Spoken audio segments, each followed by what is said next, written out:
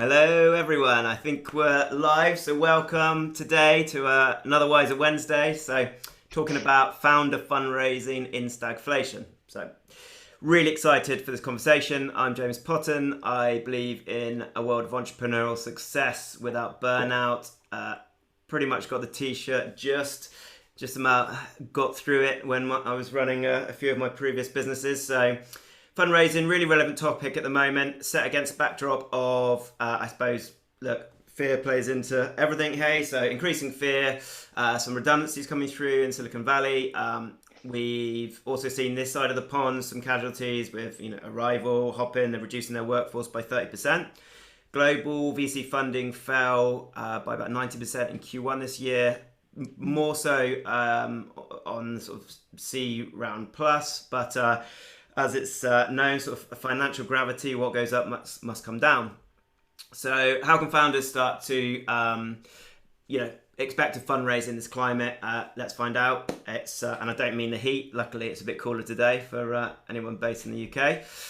So first up, panelists. Jennifer, so founder of Aata, you coach female leaders to realise their potential and thrive as CEOs.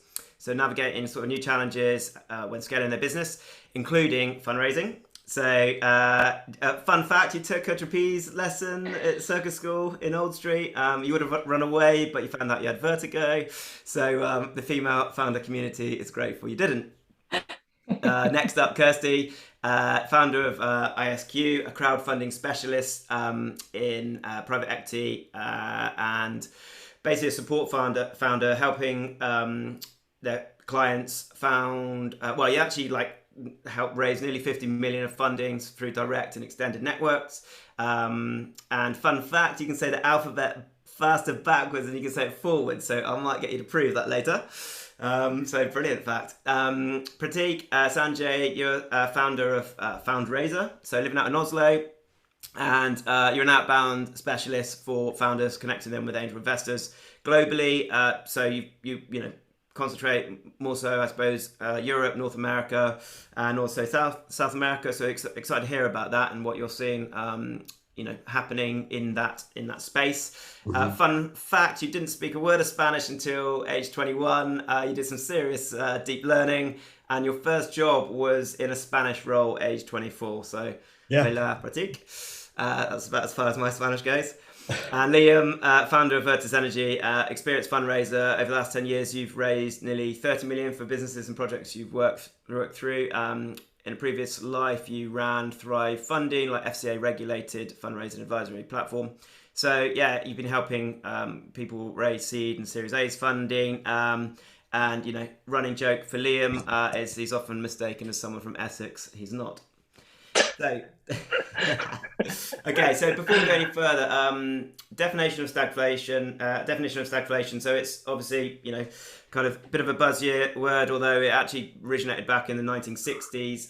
It's basically inflation with slowed growth and high unemployment, the trifecta. So we don't have the latter yet, but the former are likely in the coming quarters. So. Look, just to set the scene, a bun fight is a fun night, so everyone jump in with questions if you want to. You can ask each other, just like feel like you're able to speak when you want to. We're live, so no swearing. Bad jokes are always welcome. Here's an example. I saw a baguette at the zoo. It was bred in captivity. Oh dear, I didn't even finish it right. It's so bad. Anyway, so some quick intros. Starting with Jennifer, do you mind giving us a quick, in a minute, your sort of journey to where you are today? Over to you. Oh, unmute. Oh my gosh, put on the spot. I was about to say, you've already done a great intro. In a minute. Gosh, James, that's hard. Oh, sorry. I didn't prep you. That's all good. So I have had a career in change management work, ended up in the innovation and entrepreneurship space, and in the economic development space. Always had very facilitative roles. So bringing about change, doing project management work, moving into coaching work was very natural. I guess in my entrepreneurial, in my economic growth role, I ended up actually starting a couple of businesses and built Tech Week in New Zealand. Did a lot of mentoring and thought, how can I do this for a job? And that's how I ended up moving into business coaching. Awesome. All right, there we go. Hand that Perfect. There you go. And we're off. Right. I'll go round. So Liam, you're up next. Quick intro from your side. Yeah, this is always nice. Yeah, so I lead a company called Virtus Energy at the moment. That is a EV charging business. Prior to that, I've sat both sides of the fence, both fundraising for my own businesses and helping others. So as you mentioned, had a crowdfunding business up until probably about 3 years ago. Fully FCA regulated, all those bits and bobs and nice bits that come with it. Realistically, just driven by trying to help good entrepreneurs and like-minded people that are trying to get their businesses off the ground, really, and fell into renewables and sustainability sector in the last kind of like 6 or 7 years. So yeah, it's kind of a bit of a summary of me, really. Perfect. Great stuff. Prateek, you're up next. Okay, so my name is Prateek, and my biggest skill set is knowing how to say hello to a complete stranger. And this skill set has helped me live in New York, Madrid, Barcelona, and now Oslo without prior connections in those places or having any work or family connections. And now I sell the skill set, basically showing founders how they can talk to an angel investor that they do not know in an authentic manner that does not look like it's all about me getting something for myself, but more about you're an interesting person, we should build a relationship. And that is the crux of me offering a process that does not involve saying, wow, you're rich, can we be friends? That's what I help founders avoid doing. Awesome. Great stuff. Thanks, Prateek. And Kirsty. Hi, everyone. I'm Kirsty, CEO of ISQ. I guess I started...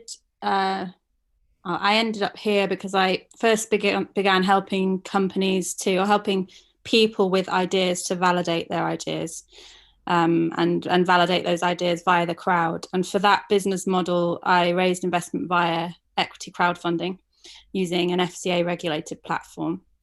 And this was about 7 or 8 years ago.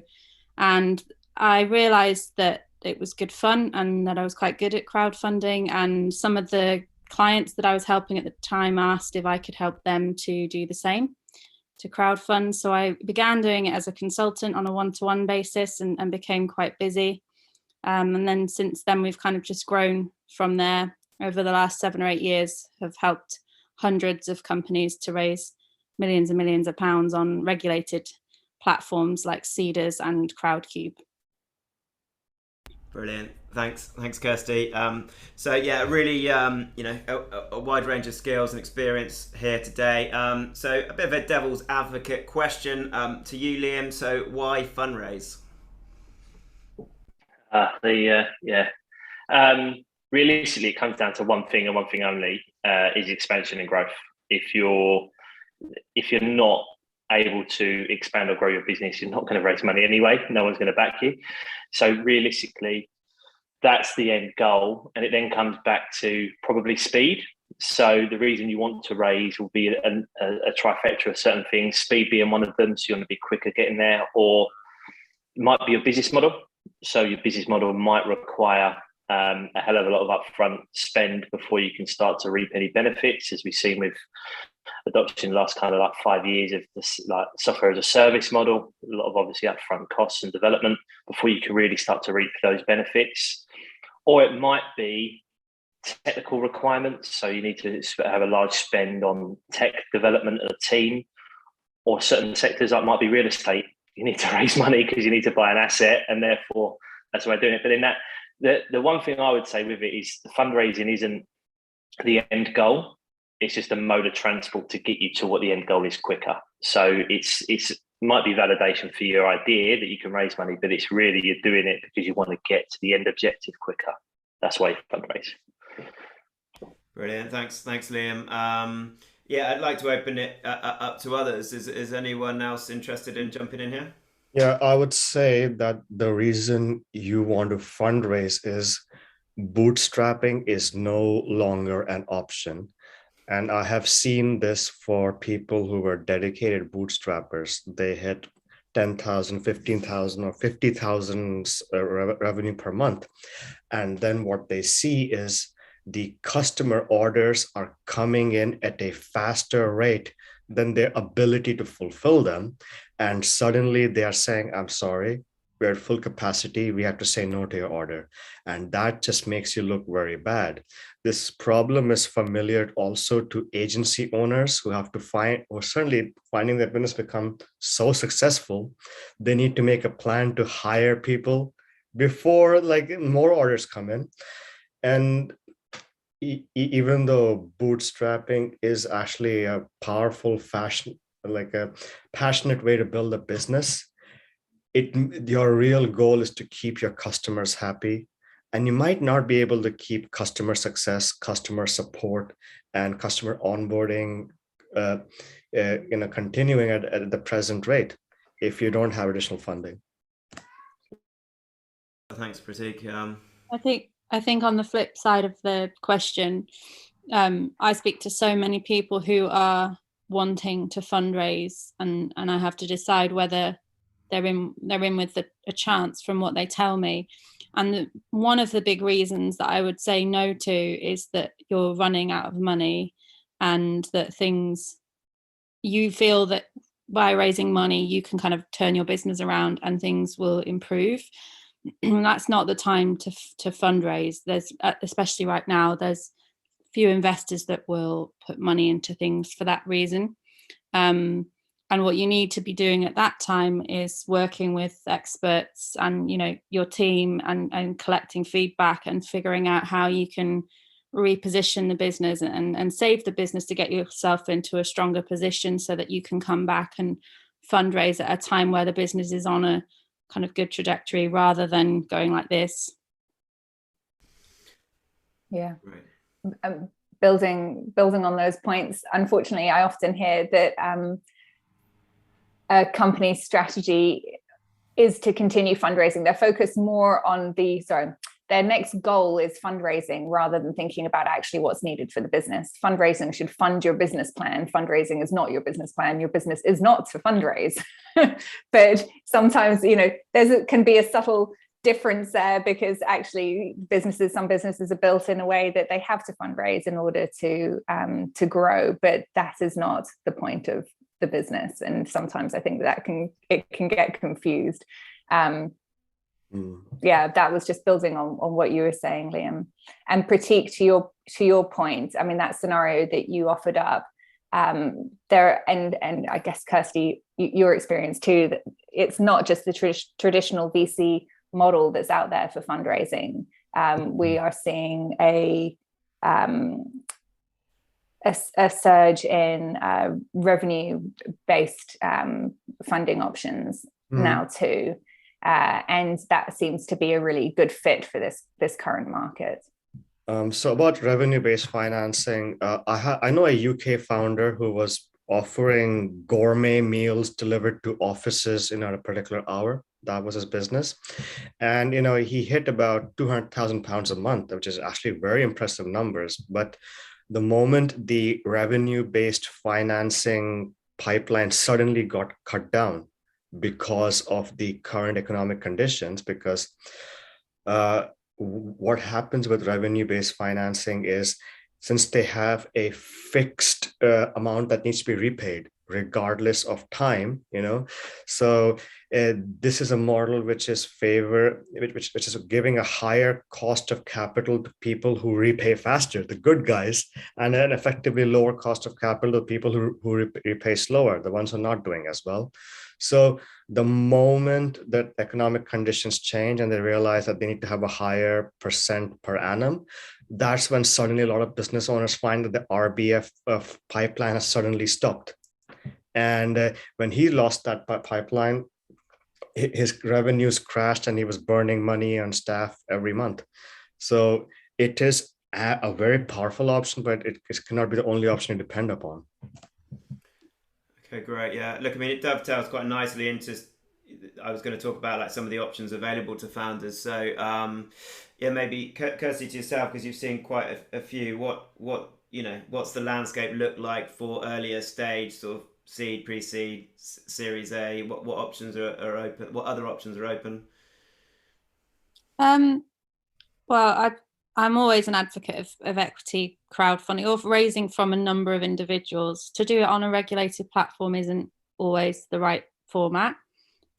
Typically on a regulated platform, investors are looking at businesses with a bit more traction. But there are great companies and services like Seed Legals.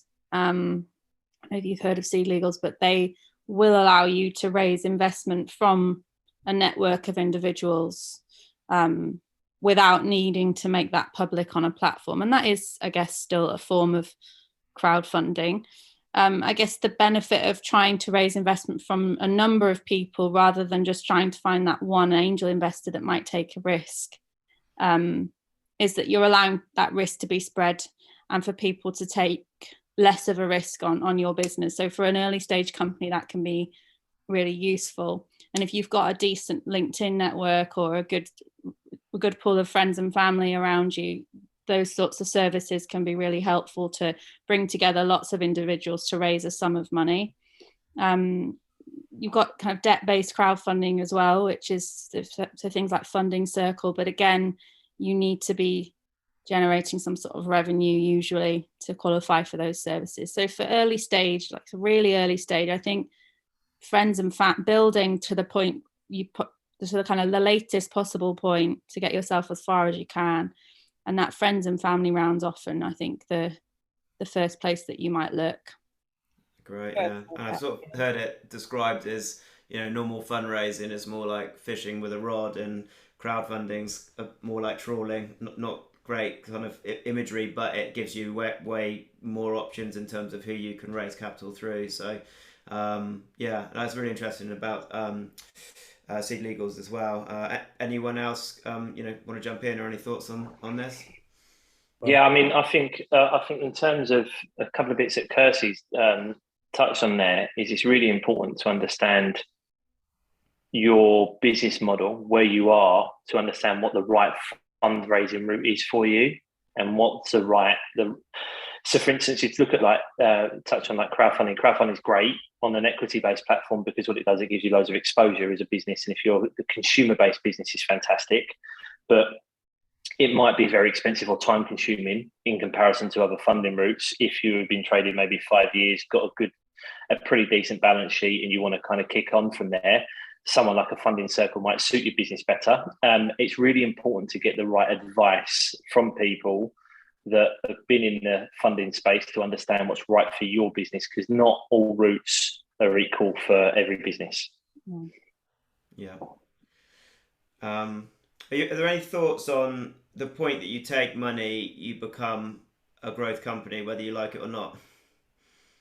Oh yeah, that's definitely true, because the moment you become a growth company, you have growth company challenges. One important point is, if you're going to be a growth company, you need to have a plan for the worst things happening. Otherwise, you might be in breach of your VC term sheet, or you're going to just basically letting a lot of people down. So for example, the moment you've taken other people's money, please have a plan for a senior engineer, for example, quitting your team, because that has happened to people I work with. And now they are having so many calls from the investors saying, what is happening to our money? Like, how are you going to find a new engineer? How are you going to make sure that he can understand the other person's process?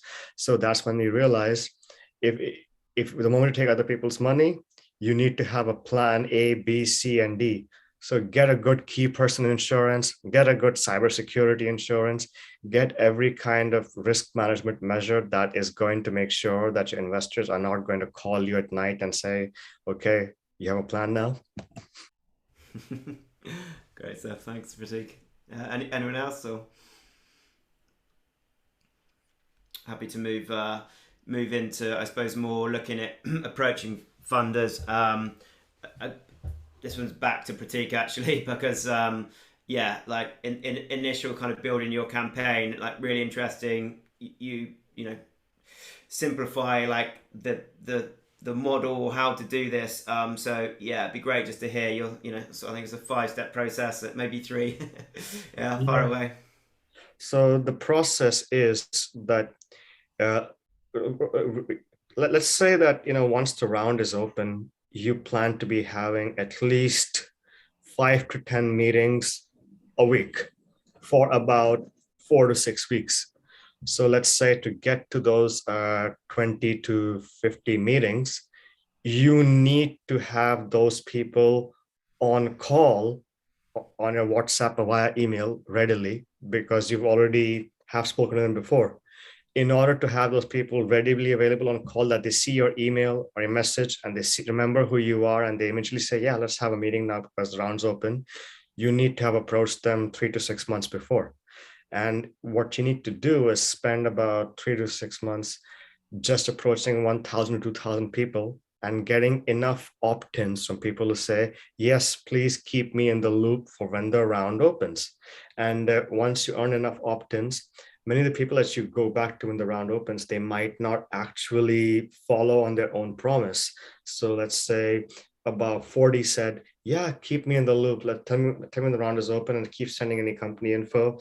Then only 20 might do it. Then you already know if it's going to be 20 people, 20 funds in each for say 200K, then you can size your round instead of 4 million to a 3 million. So you can make sure that you end up oversubscribed. What you cannot do is determine a size of a round before you know how much active interest you have on the table, because otherwise you will be undersubscribed and odds are you may have to give back the money. Okay, great, thank you. And Kirsty, does that, with crowdfunding, what's the differences there? Well, I think it's important to understand that crowdfunding often includes high net worth, more sophisticated investors as part of that round. Those are typically the people who would lead the round. And I always say to anyone raising investment, when you're looking for investment, there are 3, if you're going to crowdfund, there are 3 groups that you would consider. And if not, there are 2 groups that you need to consider. Now, if you've got a decent LinkedIn network, for example, that first group of people that you would always look to when you're beginning to raise investment, and as Prateek said, you should start this process way before you need the money. The first group you would always look to would be your direct contacts, the people who are already within your reach. If you've got several thousand LinkedIn connections and you're well connected generally, those people may not be the ones who give you the money, but it's easy to let those people know first that this is on the horizon and seek introductions. And crowdfunding enables you to give those people the opportunity to invest, even if they haven't invested before. The second group, once you've got some interest from that first group, would be your indirect contact. So that's anybody that those people can intro you to, and anybody that you'll attract via your own outreach, so new unknown investors. And then that third group of your crowdfund would be the crowdfunding platforms investors. But I always say, if you're thinking of raising investment and you don't have incredibly sensitive data to protect, so if you might crowdfund one day, or if you might make the investment round public one day, try your best as you're growing to build in the open. As you're connecting with people on LinkedIn and you're connecting with people generally, you're building transparently, you're talking actively about what's going on within your business on LinkedIn and then the successes that you're having.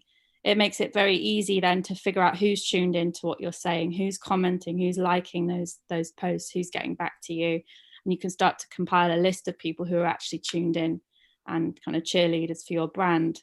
And those would be the first people you might go to if you were looking to raise. And that just means that you're allowing people every step of the way to be part of your story, rather than just building behind the scenes and then suddenly one day saying, right, well, we're open for investment. It's about building, as Prateek said, it's about building that momentum, building out that list so that when you open, you can be oversubscribed quite quickly. Great, thank you. So Jennifer, is there anything from your side, what you're seeing with female founders, and is there any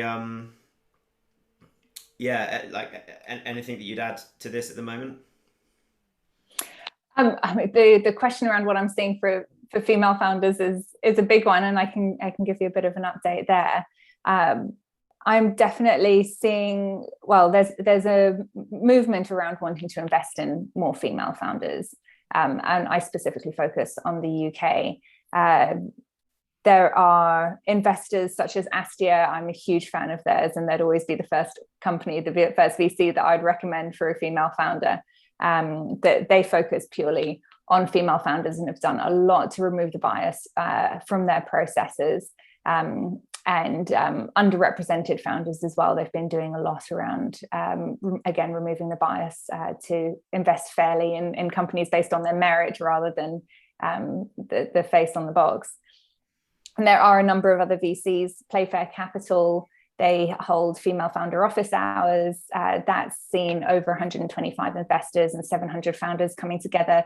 To your point, Prateek and Kirsty, those office hours are providing access for founders that don't necessarily have the networks, especially with female founders and underrepresented founders. Those friends and family rounds are really hard to raise because they don't have wealthy friends and wealthy family. So finding people who will back their business and back their idea is at that stage can be really challenging. So improving access, that's one of the events, one of the key events, I think, in the UK. So that was female founded office hours by Playfair Capital. The government has an initiative called the Investing in Women Code.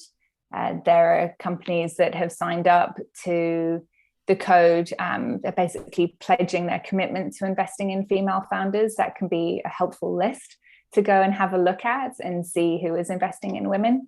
And I mean, this is my perspective, but backed by research, I feel like in this market, actually, female founders are a really good bet. And that is because women are, as founders, and this is research, we think differently, we're willing to challenge the status quo. With that, women are thinking more about building a legacy business, a sustainable business, one that's going to be around for a long time. They're less likely to incur environmental fines, for example. They're just a bit more more diligent, I guess, in their management. And with that, the research shows that they return twice the revenue per dollar invested to male founders. So they're likely to be, yes, there's a better ratio of revenue there. What else is there? And I guess, I mean, I see this with the women that I work with, those trends around wanting to build a business that's sustainable and around for the long term, and really being very diligent in their leadership, whilst not lacking that ambition around for growth as well. There you go. There's more I could add, but no, that's great. Look, yeah, we can come into like a few more of the trends as well in a bit, but yeah, it's really interesting to hear, and it's data that, you know, well, look, I mean, it depends on the seat you sit in, the window you look out of, to what you know, what data you see and what information you hear about. So it's really great to sort of hear that from your findings as well. So, you know, we all live in the echo chamber, don't we? So yeah, thank you, Liam. Is there anything from your side, like, you know, having done this quite a few times? There's a few bits in there that are like really super powerful. I think that are bang on the money. That's been said there both by all really. One of the major things that I found when I've raised in the past, to kind of touch on what's been shared, was surprised at some of the people in my network that did invest. I never thought they would, and become big advocates and big supporters. So a lesson I've learned is communicate constantly. So that fundraising almost or building a business in the open is great advice, and genuinely anyone that's listening kind of take that on board. Build a list early, like I said, communicate constantly, and you'll be surprised the amount of like direct messages you'll get on things like LinkedIn of people praising you and wanting to support it. And actually, when it comes to this further down the line, it's really, really valuable. So there's some really good nuggets in there for people to kind of pick up on that are very true. Awesome. Thanks, Liam. So yeah, maybe Kirsty, like you know, we caught up you know, a couple of days ago on this, and you had some sort of advice on like the pitch deck. So like, you know, if we move the conversation into actually, you know, creating the pitch deck, getting advice back on it, like what are some of your sort of nuggets from that sort of space? Nuggets. I think pitch decks are still important.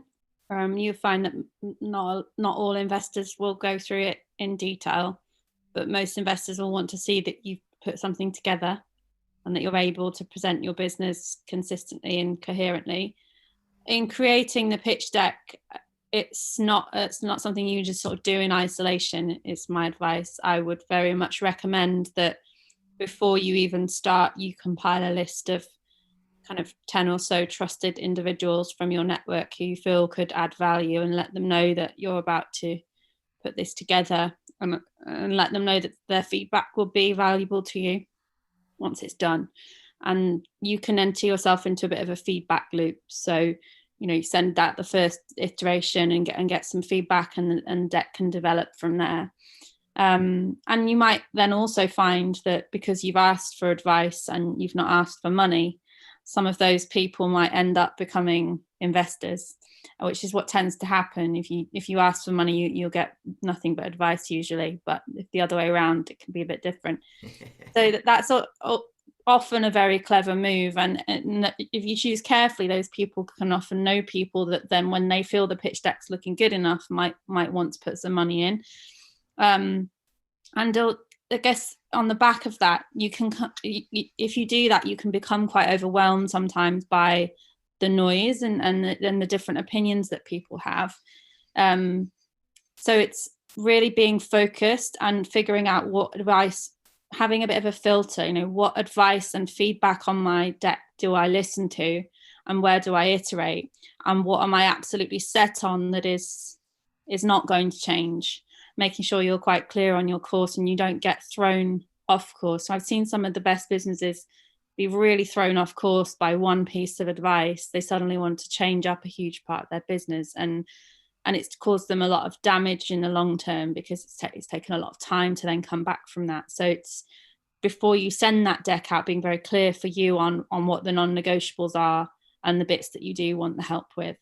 I think my third and final piece of advice is prepare for questions, because you'll get asked questions by investors. So you need to have put that deck and those financials together yourself, or at least been very heavily involved, so you can answer the questions very quickly. If you want to figure out what questions investors might ask, the best place to look is join a crowdfunding platform, go on Seedrs and Crowdcube, look at some pitches, go to the discussion section, and you'll see on every single pitch, investors are asking questions. Just compile a list of any questions you see and make sure you've prepared your own responses before you start sending that deck out to investors. Brilliant. Thanks, Kirsty. Prateek, like from your side, obviously, I don't know like how much you overlap with this, but where does the pitch deck come in with like your process and how you work with your clients?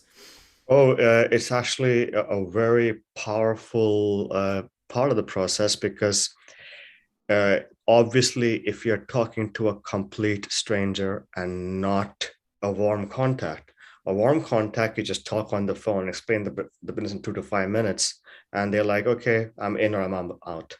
But to get credibility of the stranger, you do need to send a pitch deck in the emails, or at least have one ready when they ask. Now, what I've learned is, if you put your pitch deck on DocSend and you observe very carefully which pages people are skipping and which ones they're reading in detail, simply removing the pages nobody reads and putting up the most read pages to the front dramatically shoots up the number of meetings you get. And what we discovered was, The pitch deck that you use for an outreach is not the one that you use for the pitch. Well, actually, the actual pitch, you don't even show the pitch deck. Rather, like you just have a conversation, and at the end, might just walk them through in the second meeting. But in the outreach pitch deck, if you only include the first slide, team, second slide, traction, third slide, fundraising ask, fourth slide, roadmap after the fundraising, 4-slide deck, or other 5, including the cover slide, that's all people ever wanted to see. Everything else was noise. And the moment we did this, we had a fintech round that was like getting crickets for a month. We removed the slide that nobody read, and then the next day, 4 meetings. So apparently it's really, people say they want to see the pitch deck with the usual boilerplate structure that nobody cares about: problem, solution, competitive landscape, USP. Nobody cares. Man, the problem slide is noise. The solution slide is noise. Yeah, we know there's a problem. That's why you're building a business. Yeah, okay, so you got competitors, and on the 2x2 axis, you're on the top right. No, just tell us one thing. Are you making money? Do you have a solid team? And will you make some money? Well, that's it.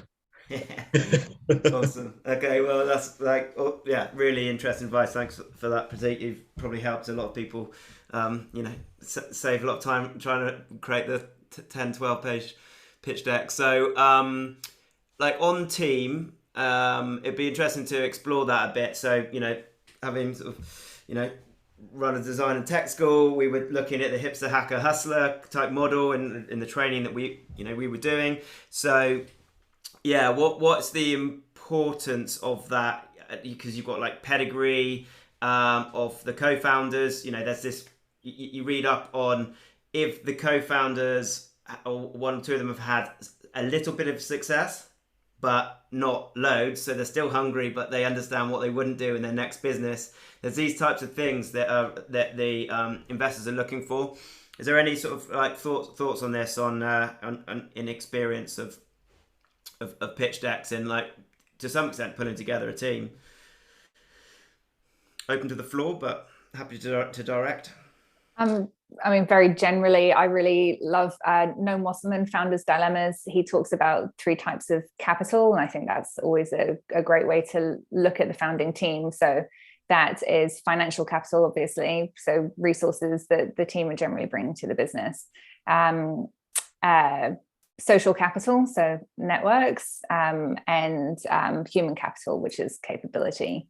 And it's a model that I've always found very helpful for thinking about team. And when I've been doing founder due diligence for the angel group that I'm part of, that's often what I've been looking at as well. That's awesome.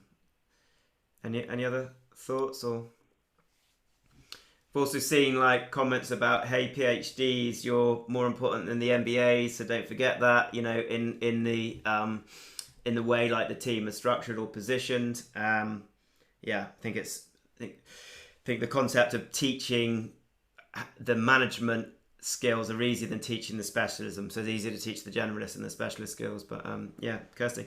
I think especially if you're an earlier stage company, that team slide is obviously important for investors to see. But what's also really important is for them to be able to see that where the gaps in your team are at the point that you're at, and making sure that in the plan for how you're going to spend the investment, one of your objectives is to plug those gaps very quickly, so exactly the key next people that you'll need to bring in, and making it very clear that that's your plan. That can often instill a lot of investor confidence when the team is a bit sparse at the stage that you're at. Yeah, and having individuals earmarks at that point too, like actually having already started headhunting and kind of knowing who you're going after, or having had warm conversations with them. Great. And are there sort of views on how much founders should be paying themselves? And after that, want to talk about valuation. So I don't know. Is there an acceptable rate? Generally, or is it a range? I think always something. you should always be paying yourself something, is my advice. Investors want to see that you're being paid for what you're doing. You're motivated. So I don't like it when I see that, you know, the top people in the business are paying themselves nothing. Because, you know, what is it that's keeping you going? And often that means that you then have to have a side hustle to be able to pay the bills, which takes your focus away from the business. So investors like to see that you are paying yourself something, but never more than the business can afford. And it's different for every company, I think. Okay, great. And in terms of valuation, you know, there's loads of different like models. Don't know, Liam, have you? Because you've got multiples on revenue versus EBITDA. Have you got sort of thoughts on? The easiest one is effectively look around your market, see who's fundraised in a similar space, similar type of business model, what they've raised at, and if they were successful. If they've raised at that, there's a benchmark. Yeah. And if they haven't, let's be honest, that's how you value properties in your area. If something that's a 3-bedroom in the same area that's detached is sold for X, it's you value it in a similar way. Trying to value a startup is a little bit like just put your finger in the air and have a bit of a guess, because no one knows. And I'll be honest, I've tried a number of different websites and the metrics and all that sort of stuff, and you end up, one comes out with you're worth nothing, the other one comes out you're worth 100, like you're worth almost a unicorn already, which is nonsense. So it's kind of just understand what the market is, and there's a market there for it already that someone's already raised at that sort of valuation. So you use that as your benchmark, is how I've always done it, to be totally honest. And I think, you know, with valuation, it's thinking about the subsequent rounds of funding you might have to do. If you value yourself way too high for that first round, and then you don't make the progress that you'd set out to make, it's very, very difficult to come back. You definitely don't want to be doing is a down round if you can avoid it. So it's thinking about what's a fair valuation for the stage that I'm at right now, and not being too greedy in those first rounds of funding, because you need to make sure that you're comfortable, of course, with the valuation you're going at, but also that it's reasonable for the investor given the stage you're at. No matter how ambitious your business looks, no matter how you might look in the future, the earlier you are, the higher the risk. So making sure that you're pricing yourself in a way that's fair for everybody. I think you'll have a bit of a range when you're going out, when you start pitching. And one thing I'll say, it's very easy to kind of come down on valuation, but it's difficult to kind of go back up. So if you've got your range, when you're pitching, always start at the top of that range and see what the reaction is, just to the first few people that you send to. And if people bite, then that's your price. And if not, then you'll bring that down. Great. Okay. So more generous in the early rounds. Yeah, Jennifer. Yeah, I was just going to build on what Kirsty was saying. When taking investment, this is my perspective again. You know, you're the number one thing that you're going in for is money. People think they're also coming in for a number of other benefits. I'd say the number two thing that you're coming in for is more money. And if somebody who's invested in your business once is more likely to provide you with follow-on funding. So just adding to the down round. That's a really challenging position to be in, because you want to be able to get follow-on funding from your current investors, but also your current investors are more likely to open the door to your next round of investors as well. Yeah, it's interesting, isn't it? And given, you know, the current market state, if you're not asking your current investors, you know, for something now, someone else in their portfolio will be. So it's but obviously there are other things, you know, we'll get onto that, other things companies could be doing right now. Liam, I know you're a fan of, like, you know, trying to inject, well, the whole fear of missing out. Like, how do you build that?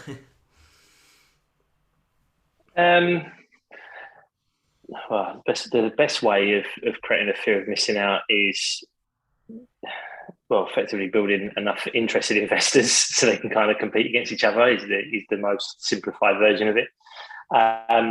you have certain ways you can do it, certainly earlier on.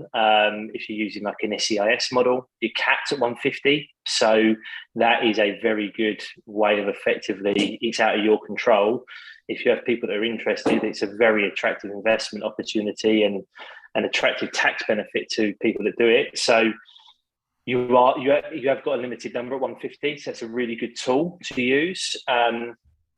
Which we've found has been really successful for us in the past. We've tended to, you can oversubscribe quite quickly on that 150, so you've got to be quite cute how you do it and be honourable with it. So that's a good way, but like I say, just building up that investment base and knowing where you are, that communication is key, and then effectively drawing if you plan properly for your fundraise and you have it lined up, then you can use cut-off points and timelines of the fear of missing out to close quicker, as opposed to if you kind of open the round and then start your fundraise, you're always basically going to be on the back foot. So it's always harder to do that effectively. Yeah, great. And there's the whole, raising money when you don't need it point as well. Yeah, very much so. You're going to have people, like I said, if you keep that communication open, there's some people that do it really, really well at the moment, and the metrics are out there, like they're on LinkedIn and stuff like that. So you've got the Heights that are doing it quite a lot. They've gone through a crowdfunding campaign right now, but they're literally giving like weekly and monthly stats on what their sales are to the general public, to anyone that's connected with them on LinkedIn or follows them. So you can see that they're going to naturally generate individuals or VCs or PE funds or whatever it might be that are actually looking for that type of business are going to be approaching them over time. Whereas the point that was made earlier in the call about kind of doing everything in stealth and then going, hi, we're here, we're ready to raise money, just doesn't really work anymore. Use social media to your advantage. Awesome. Great. Thanks, Liam. Prateek, I was going to move the conversation on unless anyone wants to jump in with anything. Mm-hmm. So there was something that Kirsty was talking about, conflicting feedback earlier, if I can take us back to that. Yeah, of course.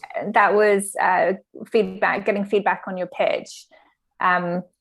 This was actually how I got into coaching, is that I was frequently having conversations with female founders about, I'm getting so much feedback and it's conflicting and I don't know my own mind anymore. And I often see this when I'm working with, I work predominantly with female founders, but when they're going through this process of pitching, and often where we land is going into those situations when you're asking for feedback, being really specific about the feedback that you want, and being aware that you're going to get unsolicited feedback. And for women, sometimes it can be like, try and speak in a lower voice, or don't wear pink. And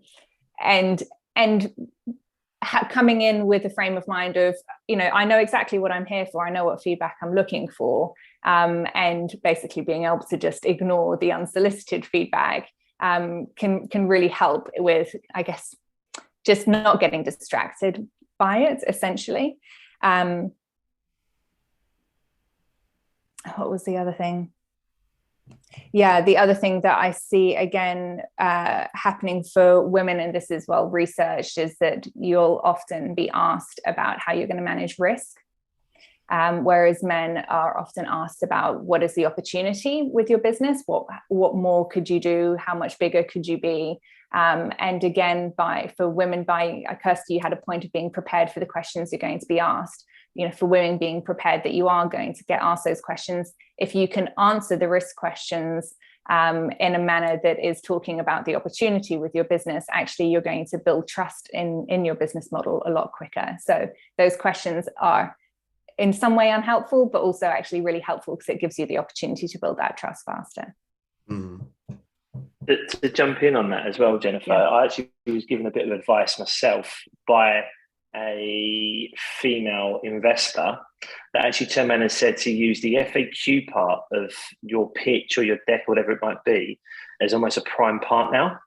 Because what it allows you to do, and this is, I thought was great advice, is actually you spend so long building a pitch that's very text, very industry specific jargon, keywords, or whatever the rest of it. You can actually really simplify your business model in your FAQs. Like your simple line of how will you make money? One paragraph. What do you do that's different? And it allows you to almost really simplify what your business does and almost ask the questions that maybe some people don't want to ask. They don't want to look stupid, or they'll almost write you off because they're not going to ask a question, but to actually build a really good FAQ part that simplifies the whole business and stops a lot of those questions later, which I thought was great advice. Yeah. Yeah, that is great, especially for dealing with some of the questions, like you say, that that people are not feeling comfortable to ask. Mm. Brilliant, thank you. That's yeah, like really interesting, and it's there's a whole mindset around unsolicited advice and whether you didn't ask for it, right? So but it can really throw you. Yeah. By the way, something that was really interesting is like how traditional advice to founders is advice that only makes sense if you're talking to very privileged people who went to Eton or something. Like, you should use your network. I'm sorry. Does somebody in Nottingham or Blackpool have a network? All these towns. I mean, does somebody who grew up, I mean, just honestly, not even saying that as a joke, who grew up in a coal mining town but learned coding in their free time, do they have a network? What are they supposed to do? Are they supposed to use their limited personal savings, go to London, pause from their project, and spend a year networking so they have a network? I mean, it makes no sense, really. So especially like it's telling underrepresented female founders, you should use your network. How does a woman coder in Cameroon get funded then? What network does she have? Surely the fundraising should not be about connections entirely, but like how solid the founder is. And that's where VCs like Astia come in. I mean, they're later stage, they're not family and friends, but there is definitely an awareness around that. And there's a lot of conversation around that amongst the communities of female founders and underrepresented founders. And I mean, with Astia, anyone can apply. You don't have to be introduced. And a lot of the VCs that I've been researching that do focus on supporting female and underrepresented founders have a very open door policy that anybody can reach out and that they will respond. And that's what those female founder office hours are for as well. So I think there is definitely an appreciation in the industry, or growing appreciation in the industry, that not everybody has family and friends that they can call on, and there are more and more opportunities to get access to networks. Yeah. Great. Yeah, look, I'd love to talk more on it. I just, we're going to run out of time. I'd really like, so looking at trends, Prateek, just, you've got some really interesting, you've got like a bit more of a global picture of what's going on from the work you're doing. Like, let's know what you're seeing happening. This is ultimately against the backdrop of the current climate. So far away. Well, for example, right now, the most successful investor outreach campaign I'm working on is for a company in El Salvador, and that's a company which offers a gamified app to do consumer lending. And what I'm just thinking is like, why is it that Latin American investors are not bothered by a global stagflation? That's because they've always lived in stagflation. It's nothing new. It's normal life for the last 30 years, I guess, So right now, people in the countries where crises are so common, they are ramping it up. I'm also noticing that investors in Turkey, they are very approachable and they're very eager to take meetings, not only with Turkish companies, but people all over the world. And when you've lived in a country that's constantly under crisis, you just realize there's never a perfect time to do anything. So just do it now. And something else I've noticed is normally my approach was to prioritize reaching out to investors who've been investing in the last 3 months, 6 months, or 1 year. But the moment I just thought, why don't I approach people who have not invested in that time and have been on a pause? Then recently, that approach caused the number of investor meetings to shoot up, because a lot of people were not investing in 2021, because when the pre-seed valuation is 30 million, that prices out a lot of people. Now, let me explain this. If you see a lot of acquisitions happening in the market, it's usually for 10 to 20 million for a company that was funded 1 to 2 million. So what seems to be happening is a company got sold for basically what was the exact price or less than what their seed round took place in. So people want a margin of safety and an investment that in case this investment does not go through, they will at least recuperate some of the money. A 30 million pre-seed valuation means it's probably going to be sold at 10 to 20 in case there's a distress sale and things don't work out. So they've already lost money. And people who were not investing, now they're investing again because they have decided that they want to be greedy when others are fearful, and fearful when others were greedy. The valuations were too high in 2021 and many investors stayed out of the market. Some people said, I will never angel invest again if a 30 to 40 million pre-seed valuation is the norm. Well, now it's coming back to saner levels, like 20 million or less. So I believe you should prioritize people who have been holding back. Awesome. Okay, thank you. And then in sectors, what are some of the interesting shifts you've seen? Okay, so used to be that I've been actually approached by so many founders who wanted to build an on-demand grocery delivery app for their local market. Egypt, Indonesia, and Canada, you name it, or Portugal. And what they would tell me is, hey, we just closed our 2 million round and we are now raising the next 3 million round. I'm like, didn't you just raise and close yesterday? So that used to shock me, that those people always had no problems getting money. And because get money for an on-demand grocery delivery app was never a problem, they didn't really need like any kind of sophisticated research work. They just wanted anyone available to spread their reach on no cure, no pay, because they'd have army of no cure, no pay broker dealers just chasing another grocery delivery app. Now I just ask how they're doing, and they're all telling me we got to lay off half our staff. They're like, so we never got to start doing business, but we just maintained the relationship. That's one thing. Really, anything related to food delivery or grocery delivery, it just suddenly disappeared. And anything supply chain dependent was doing well before and not anymore. Now, something else in the market that I'm noticing is, if you were building anything like crypto trading platform, crypto exchange, that was getting an impressive valuation in 2021. But now, ever since Coinbase's stock price crashed to nothing, nobody wants to touch that. I was working with a health and fitness founder who wanted to help people in big companies do group workout sessions via a smartphone or something like that. So when the Peloton stock price crashed, we reached out to a family office. The family office guy said, look, this CNBC video describes how I feel about the Peloton. It was some Jim Cramer style guy screaming about how bad the stock Peloton was.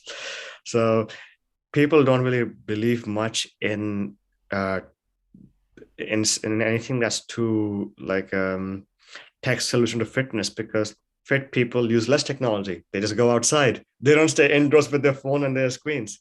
So what's working well is anything that was defensible, anything that's kind of like in the domain that Stripe is in, and so on, just empowering payments or and wallets and stuff like that, stuff that's going to be like an infrastructure will survive for about 10 years.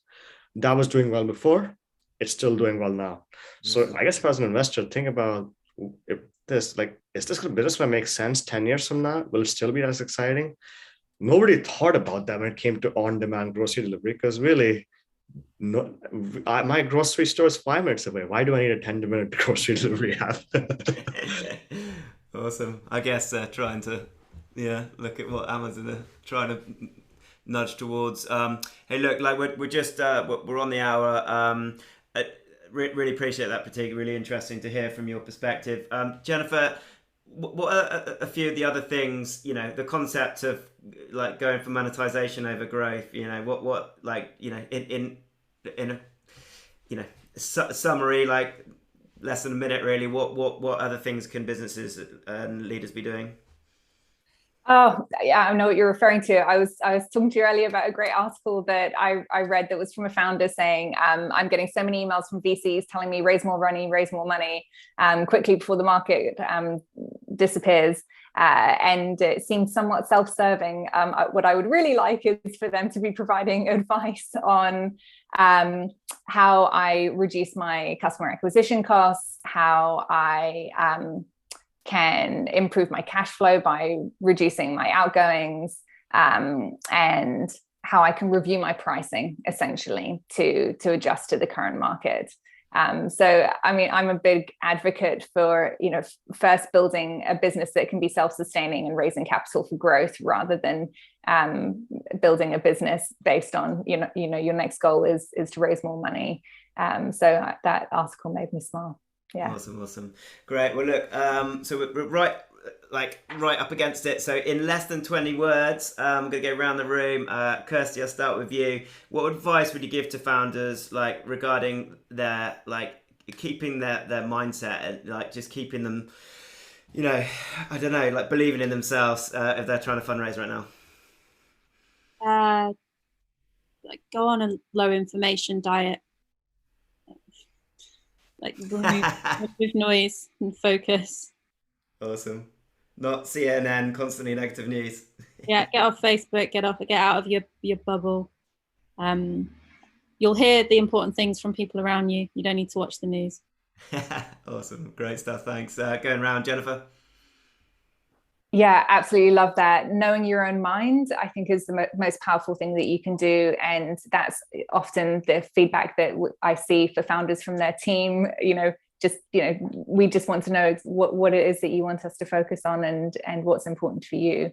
And again, that knowing your own mind can really help when you're going out raising investments, and knowing kind of what you're going for, what you're looking for in terms of feedback. Yeah. Awesome. I like Great. that. Thank you. Thanks, Kirsty. Liam?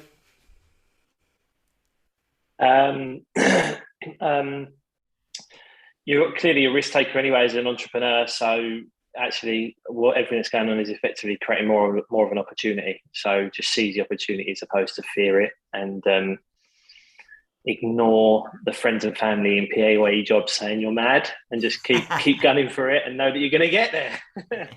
Good businesses will always thrive no matter the market. Great, thanks Liam. And Prateek, finally on you.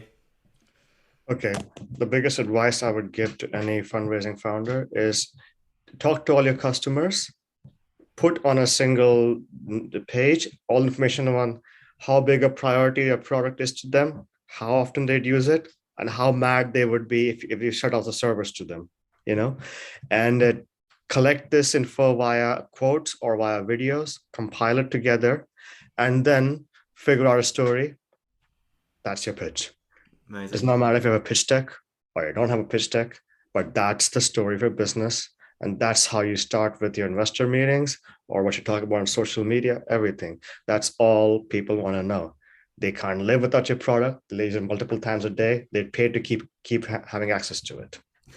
Awesome. Great. Well, look, thank you so much.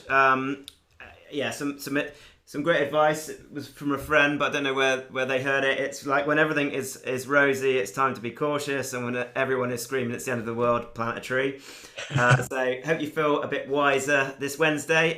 Really appreciate the panelists and obviously you for listening. Next time we're going to be discussing hybrid working. If you've got any questions, I'm sure and everyone here won't mind you reaching out directly via direct message, or you're welcome to email support@amplify.me. Look, thank you so much for today, and good luck. Thank you, James. Thank you. Bye. Cheers, James. Bye all.